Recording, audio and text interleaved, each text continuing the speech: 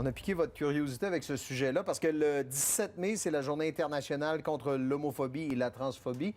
Et Alliance Québec dévoile la présence de thérapie de conversion. C'est au Québec, là. Oui, Alliance Arc-en-Ciel Québec, effectivement. L'organisme, on en avait parlé, Bruno, l'an dernier, qui lançait cette vaste enquête-là, recueillir des témoignages auprès de gens qui ont subi ces séances-là. C'est des retraites fermées. Alors, on fait des séances de jeûne, des séances de prière. On veut vraiment ramener la personne dans le droit chemin de l'hétérosexualité. Alors, on se questionne parce qu'on dit, oui, la personne a le droit de participer à de telles séances, mais par contre, il faut plutôt opter dans l'acceptation de son orientation sexuelle, qui n'est pas un choix, plutôt que de vouloir contrer et réorienter la personne. C'est assez troublant, les témoignages qu'on retrouve dans ce rapport-là, Bruno. Et on dit que ça a des impacts, bien sûr, sur la confiance en soi, le développement personnel de la personne. Et souvent, on va cibler des personnes vulnérables ou même des jeunes jusqu'à l'âge déjà de 12 ans. Certains subissent de telles thérapies, Bruno. Donc, il y a un sentiment de culpabilité qui peut s'en ressentir. En Ontario, c'est interdit chez les mineurs et le système de santé publique ne rembourse pas de telles pratiques.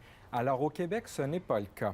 Alors, c'est pourquoi il y a deux souhaits dans ce rapport-là, notamment parmi bien d'autres. Il y a plusieurs, c'est assez vaste comme enquête de l'Alliance. On l'a déposé à la ministre de la Justice, Stéphanie Vallée, on demande à Québec de ne pas rembourser de telles pratiques, de telles séances, et on demande à l'Ordre des psychologues aussi de ne pas reconnaître ces séances-là, Bruno. Allez voir ça sur notre site radiocanada.ca/Québec, c'est assez troublant.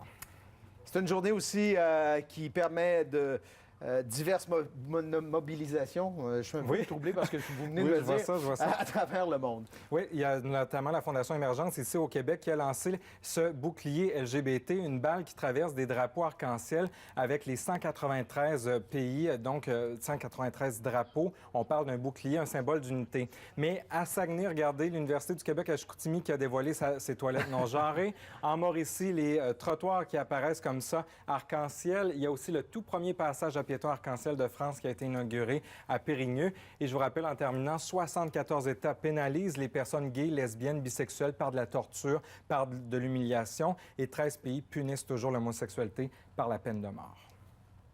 2018. Merci. Bonne soirée.